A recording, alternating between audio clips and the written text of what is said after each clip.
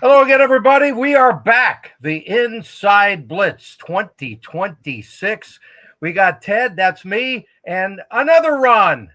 Yes, Ron Ace is not with us, and we all, of course, wish him very, very well. Ron, you are filling in for Ron. That's him wearing the N hat there up in the upper right-hand corner, and he's trying to get a little better, and hopefully we'll be talking to him soon. In the meantime, Ron Pitts is our guest, and Ron, it's a pleasure to have you. I've enjoyed your work. I didn't realize until you told me that you've been doing some on-air stuff for almost 30 years after an NFL career. Yeah. Wow. Where'd the time go, man? Am I really that old? I guess I am. So yeah, it's, you know how this business is, Ted. Boy, I feel fortunate to be around that long. And like we say, the goal is to stay upright. And I'm feeling good for now. So I'm not saying I can go back and get the veteran minimum, but I'm doing okay for now. Yeah. That sounds good. Well, Ron's out doing some local stuff. I see him on TV all the time after Rams or Chargers games, I guess, right? It's just whatever's on Fox 11 in LA. College football too. You know, we're doing UCLA, USC, all that stuff. So yeah, we do whatever we can do. Yep. There's my guy Johnny. That's right, back in the day. Yeah, Johnny now is Mr. GM. He probably doesn't even take your calls anymore, right? Oh no, he does. And you know what? I'm smart enough to know when not to bother him. Yeah, like in the middle of a playoff game, maybe. yeah, or even when you're in the playoffs. No. That is radio silence time. And you ever bother this guy anymore? Brett, I haven't seen Brett in a long time, man. Brett's a great guy. But we always had some good chats, and yeah, it's always good to talk to him. All right, tell the youngins out there who don't know who either of us are, and they're watching anyway, which is kind of them. Exactly, your playing days, and this is Sam. I've worked with him before doing hockey. Right. Yeah, talk about your playing days. Well, it went fast. It went slow, but it went fast, as they say. You look incredibly familiar in that number 28 there, sir. Yeah, right. Yeah. So hey, started off at UCLA, and then got drafted by Buffalo actually in '85, and played there for about 4 years, and then was on to Green Bay. I didn't play a long time. I only played 7 years. Got to stay healthy. That's always a key part of it. But I was thankful for that time, and to be able to experience that. I think it's easy to take for granted because, once you're in the cycle, then what becomes important is everybody around you and being the big dog in that cage, right? You don't look at it and say, oh, I'm 1% of 1%. No, that all disappears once you're in the locker room. Now it's like, okay, I am like 0% of all of these guys, and I got to climb that ladder. So yeah. Okay, so here's a pick six that you got against the Tampa Bay Bucks, whatever decade that was. Yeah, right. When was that, man? That was. So it was fun to watch that play because you zigzagged through everybody and put one last deke on a guy, and he's still putting his jock back on for all these decades later. You know what I remember from that damn game, though, is that we lost the game. I figured it's looking at the score, it got you closer, is what it got you. Yeah, well, we lost the freaking game, and it's just some mistakes on there. I think we tried to run a reverse, and that didn't go well. And then and every time, I don't know what it was at that time, anytime you had to play Tampa, it was going to be a fight. Whether you were good or they were good or you both were bad, it didn't matter. And it was going to be hot down there, and it was just a dogfight. And that was one of those dogfights, as you can see. Yeah, absolutely. And one interesting thing that I caught just totally out of the blue when I was watching the video of this thing. Okay, so here you are celebrating on the sideline in the end zone, and there's a guy raising his arms wearing number 32, the referee. You remember who that was? 32. 32. No. Yes, the king of referees. Oh, then was it Gene Tunney? Jim Tunney. Jim Tunney. Yeah, and Jim Tunney, by the way, was my high school principal. I didn't know that at he Fairfax High School. Yeah, I didn't realize he reffed that game. Yeah, no, how would you remember that? I just happened to notice the 32. They never showed his face, so I took a screenshot of that. And there's Jim and I. He passed away last year in his 90s. Yeah. He invited me up to his house. He lived up in Pebble Beach, and I go up to the golf tournament every year. I'll be there in 2 weeks again. So it was Father's Day, and we had a nice chat for a couple of hours. And man, now at that time he was probably, how old would you say he was? In his 50s, maybe? Yeah, maybe. Yeah. And think about it now. I think I was in my second year coming into the league. I knew his name. I knew the name, but you're in game mode, and I'm like, I wasn't going to have a conversation with him out in the field, especially in that situation. But that's interesting. Yeah. Yeah. Anyway, I just thought I'd drop that in because it's a little fun fact there that out of the blue. Talk about your dad who played in Super Bowl I, and now we're at Super Bowl 60, right? And here we are 60 years later. Your father, Elijah Pitts, scored 2 touchdowns in that game in the eventual blowout. And I got a little highlight film for you here. So are you ready for that? I am. Always ready for that. Always ready for that. This is Super Bowl I, baby. Elijah Pitts also ran to daylight through the Kansas City line.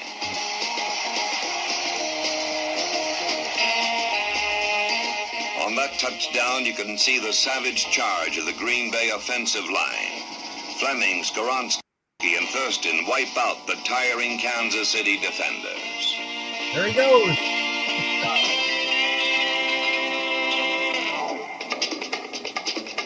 As the game wore on, the Kansas City defensive line folded under the steady pounding of the Green Bay blockers.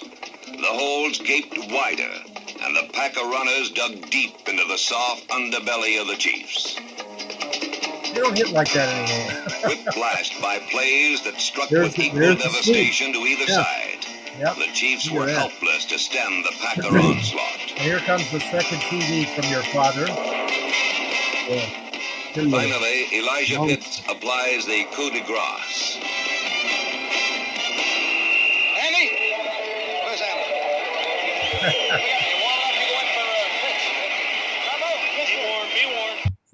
So Vince Lombardi called in Donnie Anderson, who was a kid then. He might have been a rookie, for all I know. And he said, "You go in for Pitts. He scored twice. We're winning by 80. It's okay. We're good now." Oh man, yeah, is that great? I remember all those guys, and Donnie Anderson. When I was in Green Bay, I would talk to him quite a bit there in the locker room. Okay. So all of those guys, just on top there, they named 3 gentlemen, and then there's a 4th I'm going to name that were responsible not only for that touchdown, but a lot of touchdowns that my father ran, and a couple other players there. Marv Fleming. From Marv, great tight end. Yeah, great tight end. I think, what has he got, like 5 Super Bowls, something like that? Yeah, exactly, with a couple of teams. Yeah, and then some with the Miami Dolphins, right? Yeah, great person. We talked a couple weeks ago. He's doing well here. Skoronski. I remember that name, and his grandson was a first-round pick for the Tennessee Titans, playing there right now. Oh, I didn't know that. Interesting. Oh, yeah. Is his name Skoronski? Yes. Oh, okay. I'll have to look for him. Yep.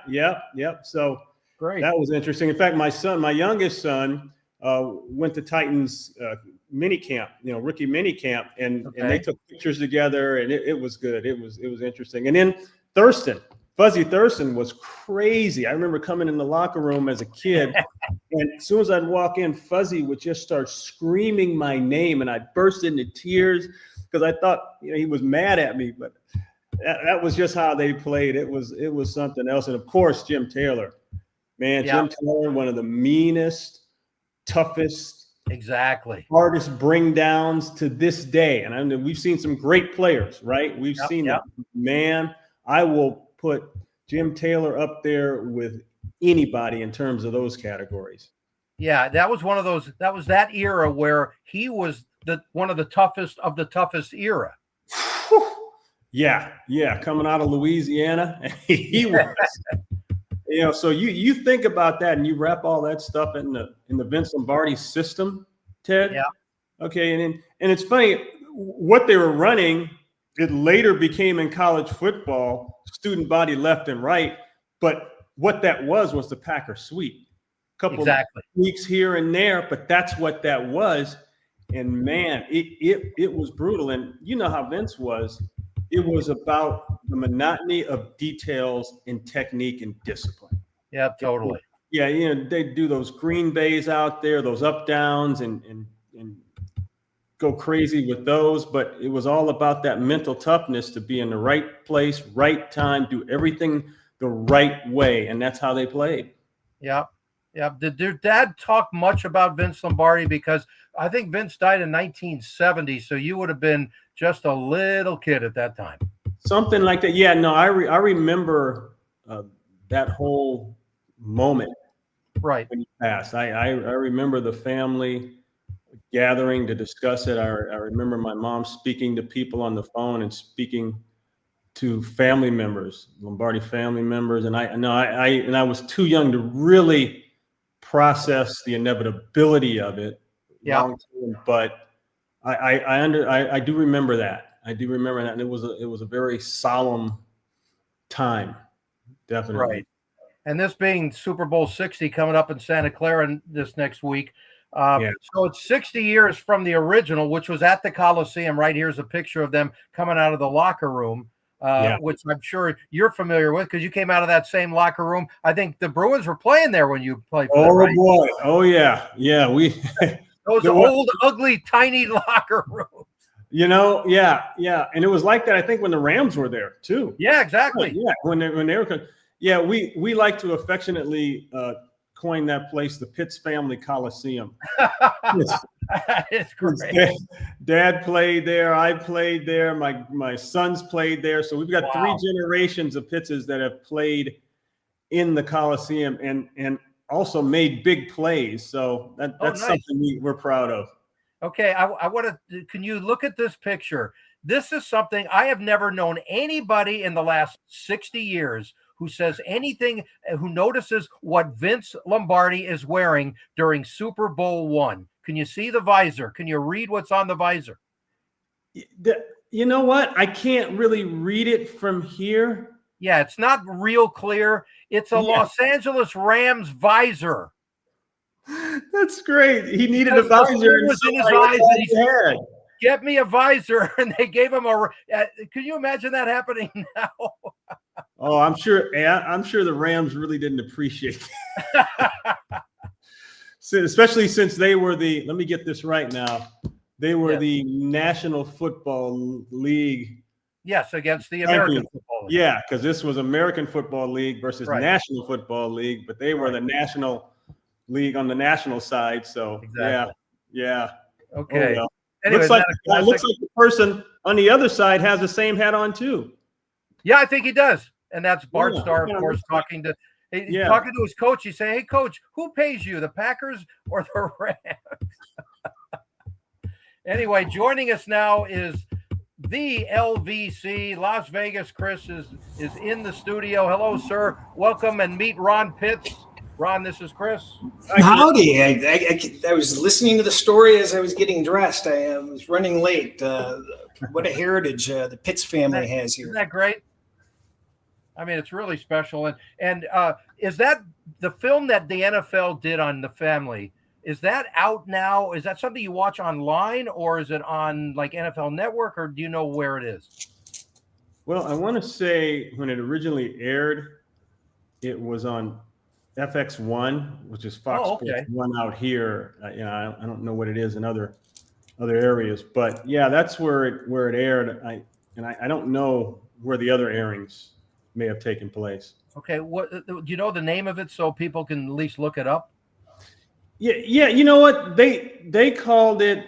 It was like the Pitts family something, or there's a Pitts family legacy or something. It was really about Dad, right? And the Hall of Fame induction, as I guess the contributor. That's kind of what the term is now. Yeah. Okay. But yeah, that's funny. I never really looked at the title closely. It just came on. It was NFL Films, and they had done it and wrapped it all around the whole NFL Films or Hall of Fame presentation and everything. And they came out and interviewed everybody, talked to the family, and so on. And there's Pitt's dad and his two sons at the Hall of Fame. So Chris, and for all who may not be aware, went in as a special contributor last year. Is that correct? Yeah, that's their contributor award. The guys like McNally went in, the offensive line coach. He went in. Couple videographers went in. Couple trainers. Pepper Burris went in from the Packers. Yeah, the Vikings equipment, old time equipment manager went in there. A lot of guys went in there. It was great. Dick Hoke, his son accepted for him. Okay, he was put in. Yeah. So it was quite an event. It really was. Very. And Chris is a Detroit guy, so if you mention Green Bay Packers to him, he shuts down immediately. Yeah, well, Chris will like the fact that I am a kind of a native of Detroit, born there and partly raised there. So, yeah. Well, you got to play against Barry, right? Oh yeah, and that was not fun. There was nothing fun about that. Yeah, how many times did you bring him down though, Ron? Oh yeah, I got him down a couple times, but man, he put the dead leg on me one day on an icy field in Green Bay, and yeah. I think I still think about that one. Well, we greatly appreciate the Packers taking somebody else instead of Barry. Isn't that how it worked out? Right. That is Mandarich. How long did it take for you guys to figure out Mandarich was going to be a problem? I don't know, but they passed on a lot of guys. They also passed on Derek Thomas. And so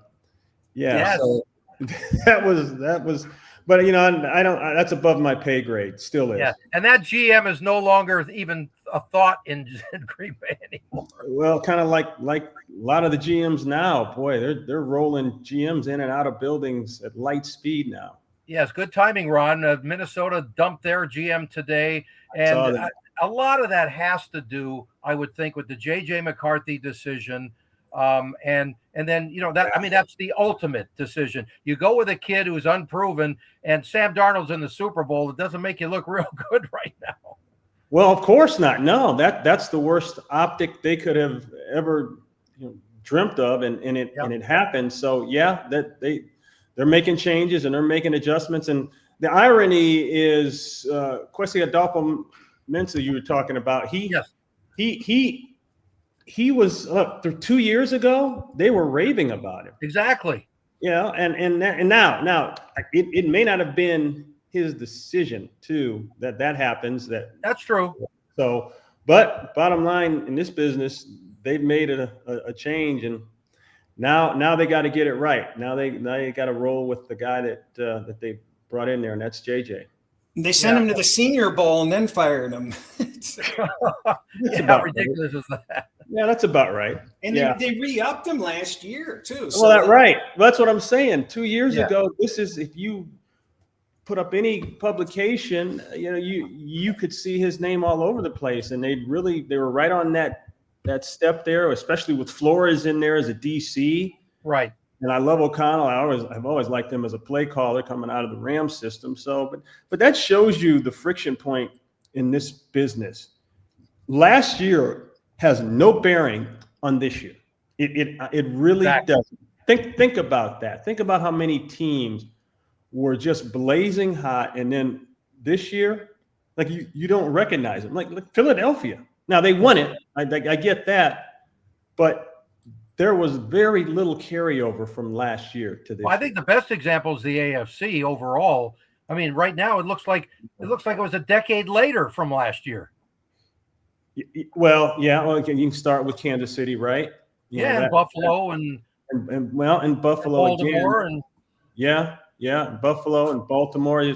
See, we knew a couple of years ago, we were saying it's kind of like an inside joke, is that, okay, that window isn't just closing. Yeah. That window it has slammed shut. And that was about a year ago, 2 years ago. Okay. And obviously that was true because they can't get there. Now, maybe next year will change. Maybe, maybe something will happen. But look at Baltimore and look at Buffalo. They both took steps backward in terms of, good. Listen, get to the playoffs for Buffalo. Yeah, good year. But when you really look at them, you didn't feel the same way about watching that Buffalo team play this year that you felt in past years. You felt like this year, okay, they're just hanging in there. Let's see if Allen can do it. Yeah, there's more Cook running the football, but you just didn't get that overwhelming, confident feel like you maybe had a couple years ago. Right. Exactly. I think Baltimore was the biggest disappointment. I remember us talking before the season started. How could they possibly miss the playoffs? How can they possibly not be, set up perfectly with their schedule and everything? And it's just amazing how they just were unable to, pull it together the entire season. They lost the defensive mojo. That was always their calling card, right? Yep. And whatever Lamar could do on the other side of that was just gravy. But once they lost that, and that stretch leading up to the bye week, where they dropped like 3 or 4 games in that stretch, and they were hurt up, and all they said, let's just get to the bye week and recover. And you know what they did to a degree, but the defense was never the same as they were in years past. And I think it was too much pressure.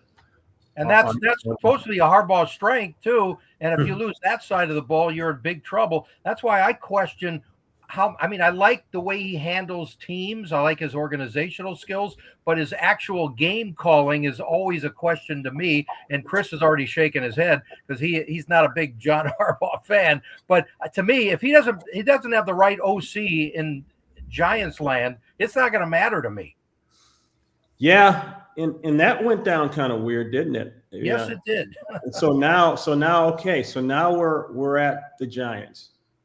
Yeah, and the Giants are an anomaly themselves, and I don't know that anyone really knows what the Giants are and what they're going to be. Joe Shane is there, and I saw him talking a couple of weeks ago. They were peppering him with questions about, okay, what do you expect from John, and what's going to change, or who are you going to let him bring in, and so on and so forth. I think they just went for, number one, a guy who's been in the league that long. They said, who's the most established guy, whether he's won it or not, who's the most established, almost safe bet guy that we can bring in here? That's what it feels like. And that they pulled the trigger on it. So we'll see where it goes. I know this. He's got a quarterback that I like a lot in Dart. Okay. Did you like him a lot coming out of college? Yes, and I even liked him before then. I liked him in high school. Oh, wow. Okay. I'll tell you a funny story. So I'm cutting up high school tape for helping one of my sons here. At that time, I think he was putting his huddle reel together like all the high school kids do. Right. And I see this kid over in Utah slinging the ball, right? Don't think any much of it.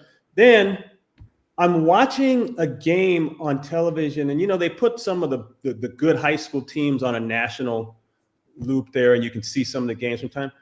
And there he is, Jackson Dart. And I can't remember the high school in Utah, but I'm watching him, and the thing that jumped out at me is his release.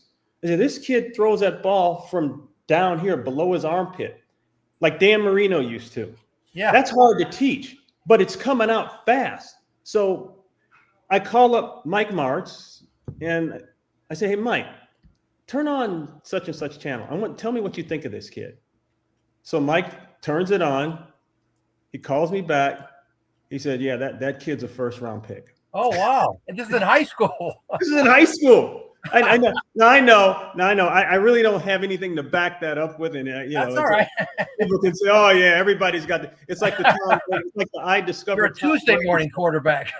yeah. It's like the I discovered Tom Brady story. Everybody discovered Tom Brady. No, but I discovered Jackson Dart. I discovered Jackson Dart. So, and I hope Scatterboo can come back. I like that one hurt a lot. Yeah, I like what they have on defense. If they can keep it all together, I think there's some potential there. But it's sad to see Dart, not Dart, but Scatterboo go down like that. Yeah, and one of our regular viewers here, Bertie, is mentioning he thinks it's going to be Cliff Kingsbury as the OC with the Giants. How do you think that would fit with Harbaugh? I don't know. I honestly don't know. He doesn't feel like a Harbaugh guy. I'm thinking that same. You're coming in there with the air raid, and maybe he can tweak it down a little bit. I don't know, but he's going to have to convince John Harbaugh that, listen, we don't give up our run identity. Right. That's so, and so that one is going to be interesting because, and another problem, I think with some air raid teams, not all, some air raid philosophies is that it leaves the defense out to dry because they don't like to punt. And they want to just run up and down the field, and they will give up that ball inside the 50 on fourth downs. They'll go for fourth downs. They don't care. But it's kind of the same thing that the run and shoot, because the air raid is a variation of the run and shoot. Yeah. So it's the same thing. It's okay, let's just go as fast as we can, as long as we can. And if we give the ball up on a short field, so what? We'll get it back and we'll go score. So yeah, you guys go score so we can go score. By the way, how much of that is all burning his clock either? That's the other problem. Well, there it is. That's a great point. That's the problem. So they get in these games where, okay, let's say it's a 27, let's say it's a 27-17 game. Okay, and you're in the middle of the third quarter. Yeah, sure, everybody wants to score, but you want to be able to put together minimum 4-minute, 5-minute plus drives, right? And if I punt you the ball and I use 7 minutes on it, hey, I can almost clock you out of games. Yeah, but I'm also thinking, Ron, I want the wear down factor for the defense too, though. I want to keep them out there as long. And I want them to be exhausted every damn drive. Yeah. The problem is there's going to be times when we're on our own 30, fourth down and 2, we're going to go for it. Yeah. All right, we missed it that time. Well, hell, that's a short field. So if you end up in a 1-score game when you should have probably been walking away with this thing in a 2-score game, that's how it happens. Exactly. So that's kind of the headbutting on that one. Yeah. Okay, we only have Ron for about 10 more minutes, so let's get into the real Super Bowl, which was last week, the Rams and the Seahawks, in my mind, right? I mean, that was one of the games of the year, and it not just on paper, it actually ended up being that good. And if it wasn't for the big turnover for the Rams, what else is new? They might be a whole different Super Bowl here. Your thoughts on that game and the season overall for the Rams? Yeah, I thought both quarterbacks played outstanding. The numbers will tell you that, right? The quarterback ratings, no turnovers for either one of them. Yep. This game defensively, each team did its part. All the playmakers made plays. Njigba made plays. Puka made plays. Devontae Adams came back as billed and made plays, right? The offensive lines held up. There was exciting moments in the secondaries, big plays there. And it came down to, and I'm not blaming anyone on this one, it came down to turnovers. And exactly. I always tell people, I preached it all week long leading up to the game, and I'll preach it for this Super Bowl. It's 3 things, right, that I call my playoff mantra. Points are at a premium. When you get a chance, you got to take your points in most situations, not all. Right. Turnovers are magnified in this one. Okay, playoff, championship, Super Bowl, playoffs are magnified. 1 will feel like 3. Yeah. And quarterbacks have to play great. They can't just play good. They got to play great. Yep. And takeaways are just so huge in every game, but it's just magnified in a game like this. And when I said, I spoke to Cam Curl, the Rams DB, a couple of weeks ago. Great guy. I love talking to him. Yep. And I said, you got to make a T-shirt, Cam. Protect the damn ball. and don't think about anything else. Everything you're already set for. You're not going to learn anything new this time of the year, but you gotta protect the ball. Yeah, you do, and it's not a secret. We've seen it. No, of course not. Well, okay. Flip it over to the Denver New England game. You saw exactly. that with Stidham, and I like Stidham. I think he's a solid quarterback for that situation, but he just too many days without starting, too much. Absolutely, it's happened too fast. It's happening too fast. That's all, and that bit him. Let me give a couple of exit interviews before we let you go, Ron. Let's hear some from Rob Havenstein, the Rams offensive lineman who may or may not retire. He's been dealing with a lot of injuries, but an important cog in their lineup. Let's hear. Yeah, I like him. Good player. I'm trying to get back from throughout the year. Yeah, no, it was very challenging. It was just my ankle was hurt enough to probably play, but hurt enough not to play well, and this is a performance league, and so did everything I could in my power, rest, injections, rehab, whatever it happened to be, try and get this thing to feel a little better, and just kind of lost that battle. So it's definitely tough, and trying to process that and kind of what that brings. But it was it was definitely a challenging year, a fun year for the room. Even just being with those guys, whether I was playing or not, it was one of the better times I've had.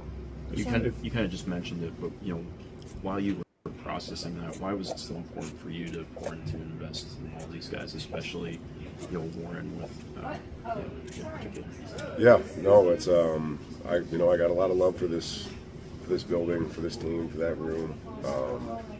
When I was young, guys were helping me out, and so it's something I could return the favor and just do what I can. I just wanted to win, whether that was me on the field or smacking poop on the sidelines or handing out smelling salts, whatever whatever I could do to help.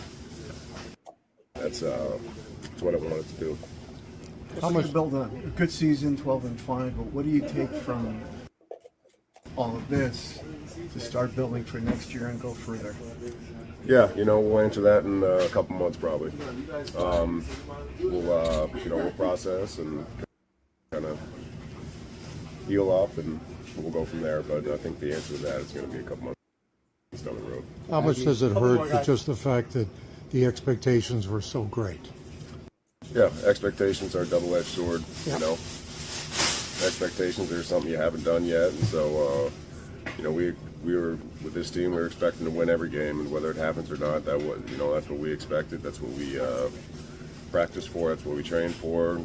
That's everything. Obviously, and losing at any time in the playoffs is going to hurt. Yeah, you've talked before about just last question. Your body's going to decide how long you can play. Have you thought at all about whether you'll be back next season? Yeah, I'd be lying to you if I said I haven't. But that's just something we're going to continue to think about, and we'll go from there. Okay, so your thoughts on that, Ron? Because he's like I said, he's a real important guy on that line. And if he leaves, and I'm expecting Stafford will come back, I don't know any inside info. I mean, how do you leave after the way this ended, and he had such a great year, and he's feeling good, right? Yeah, and he's a Badger. How about that?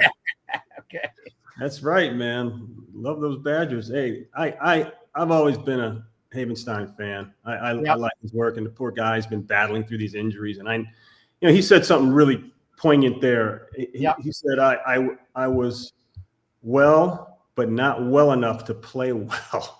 I don't think I've ever heard anybody ever say it that way. That was so well put. And then the second part is expectations are a double-edged sword. And he's just saying, listen, I can't tell you right now. It's too emotional. And he's right. It's too close to game loss and all of that stuff. So the good news is you've got a chance to get him back. You know what he is, okay? And I think also the Rams were able to solidify that right side there with McClendon Jr., man. I thought that was special. You know, Alaric Jackson on the other side, he bowed up. I'll tell you what, you look at how that Rams offensive line started and how they finished. Now that's impressive, man. They played well enough to win that game. You know, people always complain about this and that, but they played well enough to win that game up front. And kudos to Ryan Wendell, the offensive line coach, man, for getting that thing tuned up, because that was going all over the place for a long time, as Ram fans know. Yeah, and I love just the way they turned it around within a 2-year period. Just 2 years ago, we were saying that's the weakness on this team, you know? Well, yeah.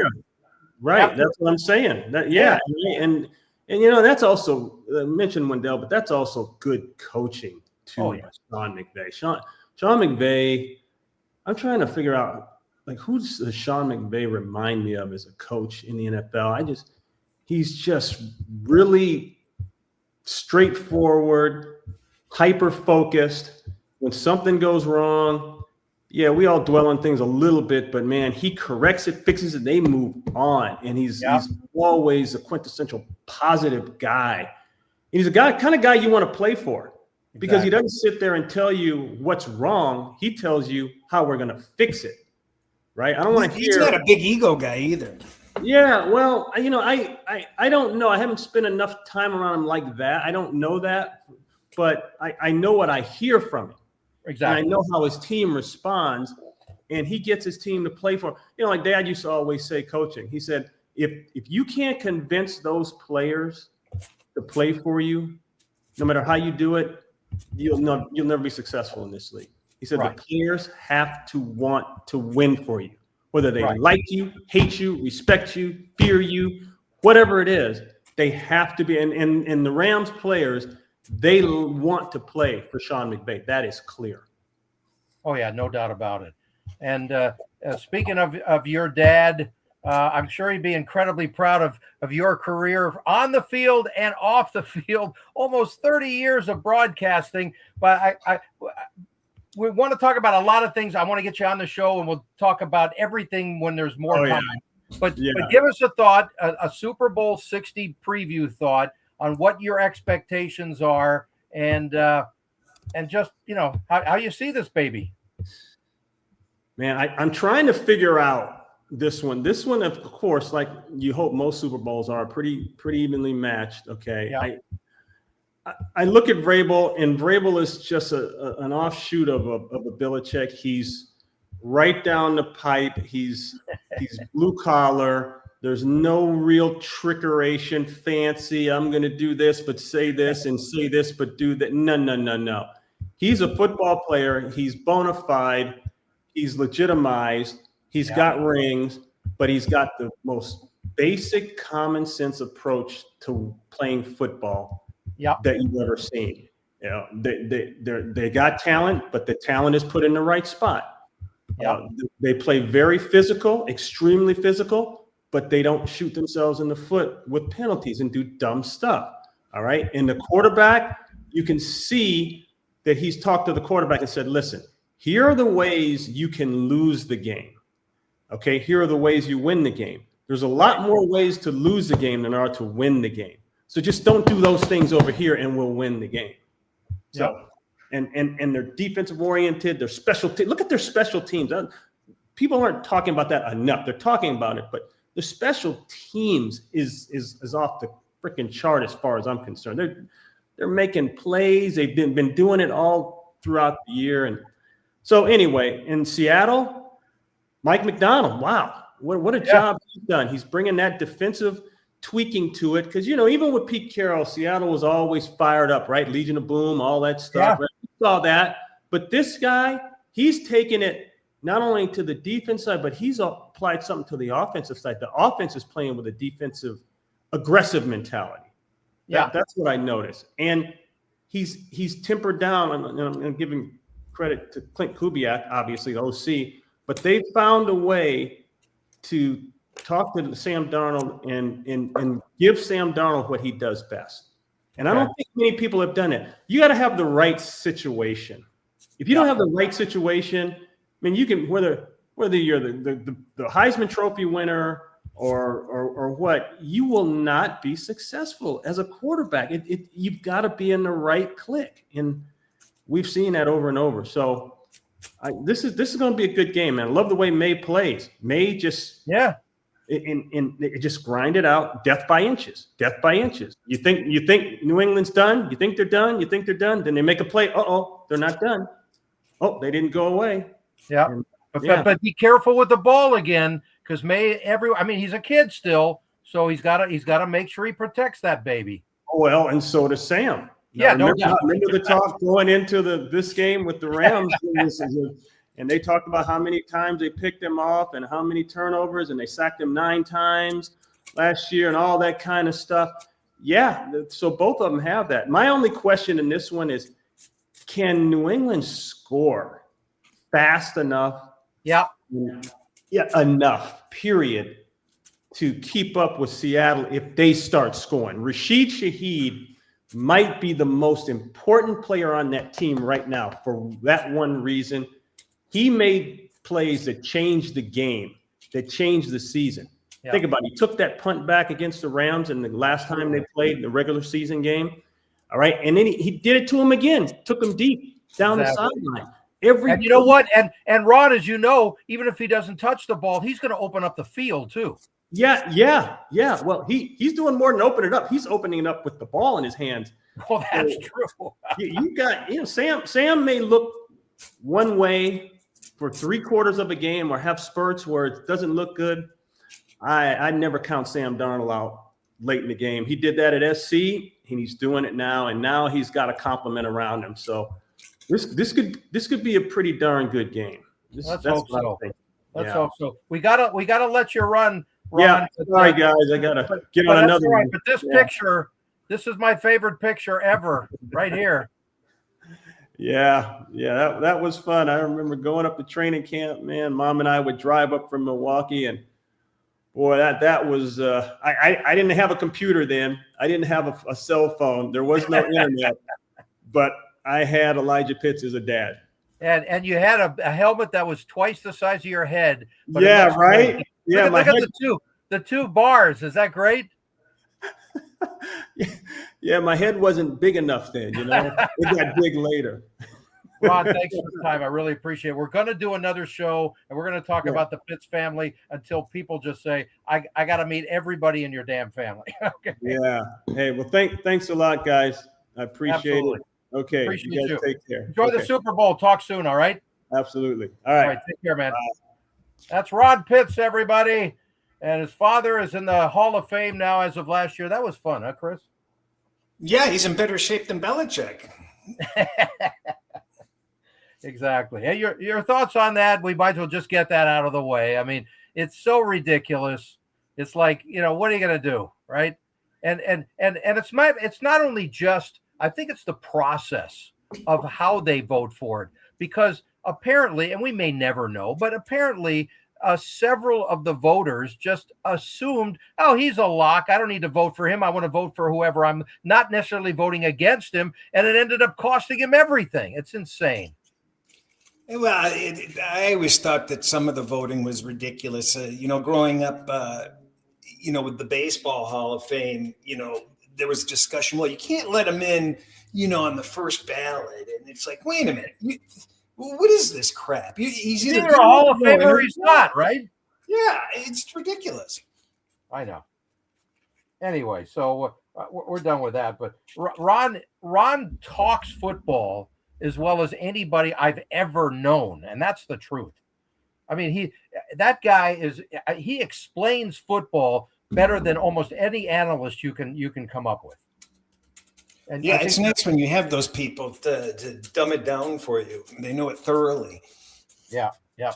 Anyway, let's go over a little bit more. I got a couple more exit interviews I want to bring on. I couldn't do it because I wanted to give Ron as much time to speak. Let's hear from offensive lineman Steve Avila of the Rams on how he felt before wrapping up stuff and putting everything out of his locker for the offseason. It's going to be different, and I think, with the culture that we have here, no matter who we have, it'll be pretty easy for us to, retain, the mindset that we have so we can have a good season.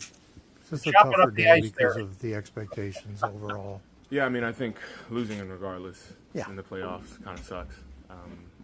Again, just with losing all the guys and all the work we've put in since March, April, you know, it kind of sucks. But yeah.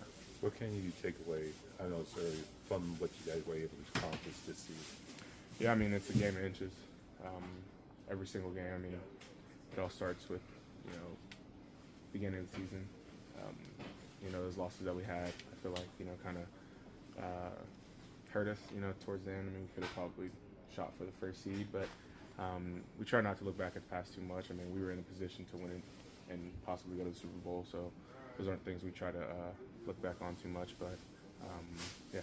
What can the offensive line build on? You guys seem to play really well. I think, yeah, I mean, my 3 years here, I mean, I feel like we've all stuck together, and it's pretty cool to see us get better at what we do, and I have no doubt that next year, you know, we'll carry that same mindset. You talked about Rob being such an impact for you guys, even just as a quote-unquote coach on the side. What did that mean to you, and what did you learn? Yeah, I mean, he's been like that since I got here. Those are the type of guys you want on the team.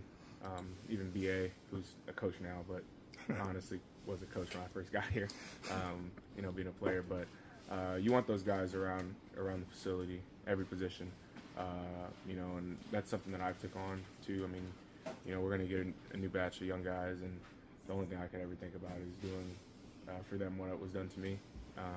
You know, I learned a lot from him, and, you know, I'm blessed to, you know, have him be a teammate and someone who's, you know, showed me the ropes. So After the sting is gone, what do you use to take it an extra couple of steps? Yeah, I mean, it's kind of tough right now, you know, to be able to look at, you know, what's in the future. You know, I know that throughout my off seasons, I've learned something, you know, of how to prepare, how to get better, and it's going to be awesome to see how, you know, we all come back for this next year. I think, you know, with the younger squad that we have, I think we're all going to carry that, you know, be a pro mindset. So you are going to be extension eligible this offseason. Would you like to come to terms to be here long term? Yeah, I think we have a lot of guys who are eligible for that. I think it would be awesome to stay here just with the culture that we have and everything that we've built. You know, day after the game, I mean, we'll see how those talks go, but as of now, just kind of worried about getting some relaxation and trying to put all this stuff behind us.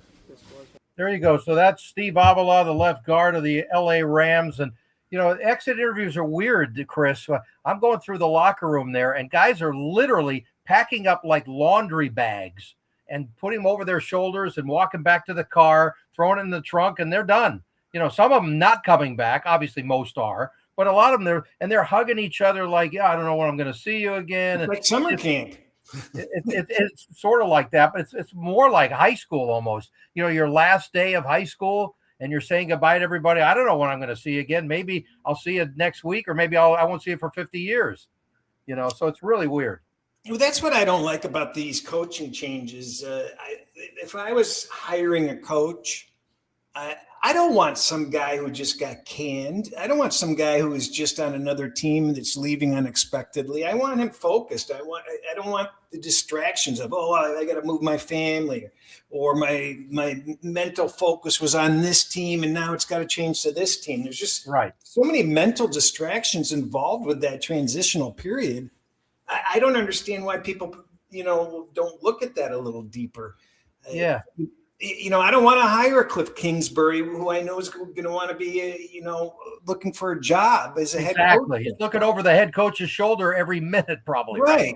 So, I mean, I don't envy the people that have to make these decisions, because it's hard to find people that don't want to advance themselves. But that's why, you know, somehow you got to try to get a unit together and stick with that unit. Well, I still have my doubts whether Kingsbury's a head coach anyway at this level. That's to be determined. But the one decent fit, and it's the only one I can think of, besides the fact that you want some kind of a quality offensive mind for Jackson Dart and the Giants, is the fact that even if he's looking over John Harbaugh's shoulder, Harbaugh could care less at this stage of his career. So that's the good fit. It's like, I don't give a damn if he wants my job. He's not getting it until I'm leaving. Well, but you don't want these guys leaving. Oh yeah. Chicago just lost their offensive coordinator. So it's when you have to replace these guys, it's just so disruptive. It's such a pain in the ass. It's a distraction. It is totally. And my number one goal in hiring is: are you going to stick around? Yeah. Well, and when we talked about early in the season, I thought we were you, Ron, and my own beliefs were that this was going to be less coaching vacancies at the end of this year. That was the impression I sort of. It ended up being 10 more than usual. Yeah. So it's really weird in that respect. You have some Super Bowl trends for us. I've got this off. Do you know where the each of the teams are going to be practicing? Do I know? No, I don't actually. This is actually kind of amusing. Okay. Neither team will practice at the 49ers facility next week amid concerns about the electrical substation nearby and its potential. I've heard about that. Yes. So they're practicing at Stanford and San Jose's facilities.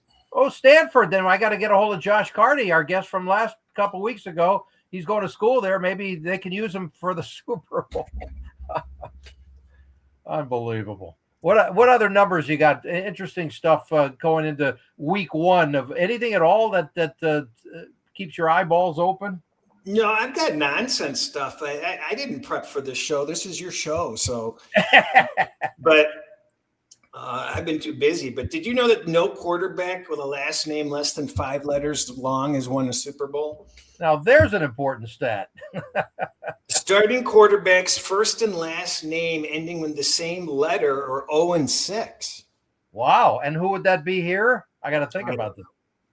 Okay. So it may not be starting quarterbacks with the initials DM are 0-2. Dan Marino and Donovan McNabb. Oh, very interesting. Okay. Actually, sort of interesting. That's awful. Oh man, that's unbelievable. What kind of line movements have we seen so far in this several days since the actual line came out? Well, we saw it touch 6 briefly. It opened at, they say, 3.5 some places, and then scooted up to 5.5, 6, and then it's been a solid 4.5. Interesting. Remember my first text to you? I said I make this at least 5 and maybe 6. Yeah, that's what you said, and yeah. I said I hope that you're right. Exactly. And can you explain why you hope that I'm right to those following you?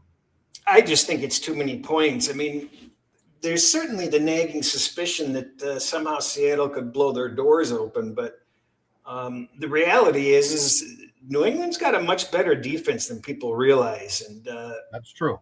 They can be very disruptive, and they're going to make things difficult on Darnold. They can double team. What's his name? I keep forgetting his initials. JSN. Yeah. So it's going to be interesting. They haven't given up. There's one of the Super Bowl props is the over/under for yards rushing. Right. That's more yards than New England's given up all season. Oh, interesting. Okay. So, wow. But again, we always have to preface everything, Chris, with the softest schedule in the history of the world that they played against. And you came up, you showed me that incredible text about one of the greatest. I didn't realize this. Like, what was it? Like 80% of the teams that New England faced this year, their head coach was fired. Yeah, it's unbelievable. Almost all the teams they played lost, no longer have the same head coach at this point. That's impossible to comprehend. So anyway, but it's a reality. And, again, it's not taking anything away from them. You got to win. Just win, baby. But are they going to just win against the top seed in the better conference in the Super Bowl? I doubt it. I really think that and my early numbers in my brain says 31-17 in favor of Seattle. I don't think they're going to score that many. Interesting. Okay. All right. Well, JSN is going to have something to say about that, I think. Let's see. Underdogs have covered the spread in 5 straight Super Bowls. Okay. And they're 15-7 over the last 21. Right. There's a 3-game straight up win streak for underdogs. Okay. Good stuff. When the spread is 3 or more in the Super Bowl, the underdog is 13-4 against the spread. Right. And the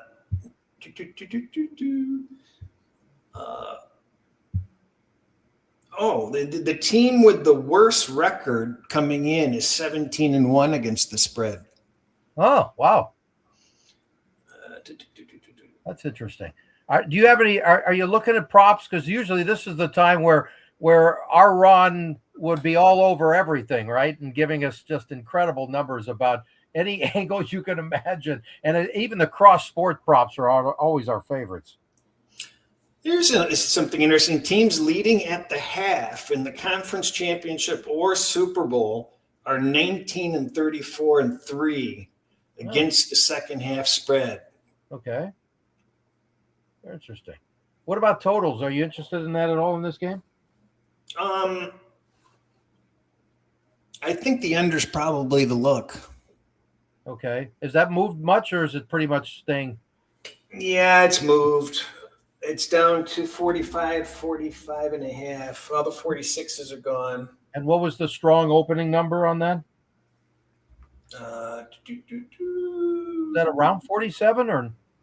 No, it opened at 46 and a half. Oh, okay. Never hit 47 then. Okay, interesting. That's got to be one of the lower ones over the last, I don't know how many years, right? I mean, usually we're thinking over 50.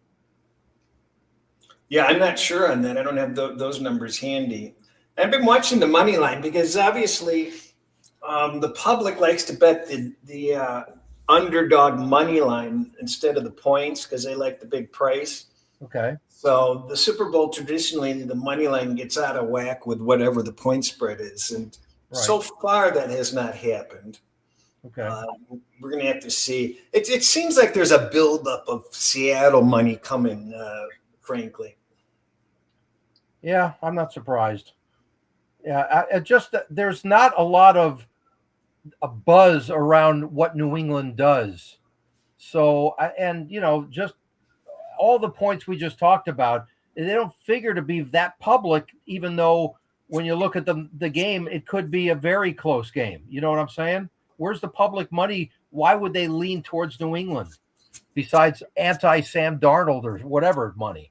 Well, people still had the bad taste in their mouth about how poor of a team New England was the year before, and they don't think that the team can turn around that fast. And yep. But then even in the playoffs, you could say, okay, who did they beat and how did they beat them? Even that's sort of weird. And again, I'm not taking anything away from Vrabel and whatever the hell they're doing there, but there's still a little bit of a cloud of doubt over this thing. Well, that's why they got to play the game on the field. My numbers say New England's a play with the points. I think the line could scoot up. You probably could wait till kickoff, I would think, almost, right? There's still some, there's the 4.5 seem to be getting stronger. There's a new 5 on the board. After this show, I wouldn't be in a hurry to bet New England if you like New England. Yeah, I totally agree. But you're not a really big prop guy, right? In the Super Bowl, like Ron is. No. Yeah, because Ron sometimes has 100 of them, and then if I remember in the past, you might have a couple, maybe. Yep. Yep. Why is that? Why I would think that you'd love that stuff. I'm lazy. Well, that's a good reason. It's just so much. It's so much work, and it is. And I prefer to chase and monitor alternate lines and try to do something with those. I mean, you can put yourself in situations where you're getting free numbers or you're getting paid to have a number, and right. I'd rather be doing that. at a solid 4. Are there 4s out there now? No. Okay, were there? Briefly, maybe like for a tick, but it's 4.5, 5 everywhere. That's what I figured. But I'm just thinking at 4, wouldn't that give you a little middle opportunity that would be interesting? No, I'll set them up through alternate lines. Okay. But obviously you're paying a lot more juice that way, right? So. Yeah, but I can use wagers from other sports, either on parlays into alternate lines and stuff. So it's got it. The key is to find the absolute best alternate lines that you want, and you don't overtly pay the strong prices. You kind of marry them with a game you're betting anyway, so it feels different. Any other tips for the Super Bowl bettors out there before we wrap up this baby? Usually, you're usually better off laying a price instead of taking a big money prop. The sharps in general are going to lay the heavy prices, and they're going to, and the public wants to take the plus money props. So, the public likes to bet yes. Sharps like to bet no. The sharps like to bet under, or the public likes to bet over. So just keep that in mind. Yeah, and I'm also wondering your thoughts on, because of the 2-week spread, like, do you see sharps getting in early and late mostly, and the rest of it is all just mishmash? Well, there's a point where books start to fall asleep a little bit. They become a little overwhelmed. You've got a full slate of basketball and hockey going on, and things slow down to a crawl for a while with the props, and then they kind of pick up. And there's a point in the middle where you catch them sleeping, on certain numbers. Okay. So, but that's what makes it so hard. You got to constantly be monitoring it. Right. But I'm also thinking, though, you want the ones who are really feeling strong about whatever side wants to get in early if they can, and then let things settle in. And then at the end, it may be movement one way or the other that'll be incredibly advantageous to the sharps. Does that sound logical? Yeah, I mean, it's different in different bets. I mean, there's times there's times in the past where they come in and they start to bet the other side because they know they can, influence, a larger market, mirroring whatever the line is at one place. So I don't think that really happens anymore, but that used to be the case. You just have to have some awareness of where you think the public's going to be coming in on a certain wager too, because there's certain wagers that you might like that the public is going to pump up and give you a better price on. And then there's other wagers where you got to get it now because it's never getting any better. Yeah, absolutely. Well, we'll get into a little bit more of the actual game itself next week, and I'm sure that our own sharp Chris will come up with a couple of other numbers by then. This is the least interest you've ever had in a Super Bowl game. Is that correct? It is, but you know what? I actually am going to enjoy watching the game. I'm just not spending a lot of time chasing info and props or any of that stuff. I'm keeping an eye on alternate lines, and I'm waiting for better lines on New England, and I'll be on the New England side. I might pop in on the under too. Oh, okay. Yeah. Of course, we don't even know weather yet, and it's not usually a giant factor, but you never know. It could rain up there too. And sometimes it's just better to wane things out a little bit because I'm sure May is okay, but there is a shoulder issue, and we've seen it in years past where there, some incident comes up with a player that changes the dynamic of what's going to happen, or coaching. Somebody says the wrong thing, or the weather comes up, or somebody tweaks an elbow. You don't know. Yeah, same with Darnold. If he's got that oblique thing that's bothering him, whether it's enough to really matter, who knows? But he's got 2 weeks to heal up. That helps. Yeah, I think he's going to be fine. They just drug him up, and he's fine. Exactly. Speaking of getting better, props out to Ron, who is, I understand he went home today for the first time in a while. So Yeah, that's that's good news there. Anyway, I hope everybody gets a chance to go on his Twitter page at Ron Ace Sports and send him a nice get well card or note, whatever, because it's not fun when you're dealing with this crap. No, it's not. We know too well, don't we, Chris? We do. Yes, unfortunately. Anyway, I appreciate you coming on. He's on the mend. Yes, it's all positive now. Keep it that way, damn it. And so, anyway, we'll have the real preview show next week, everybody. Thanks for joining us. Have a great weekend, and thanks, Chris. Mm-hmm.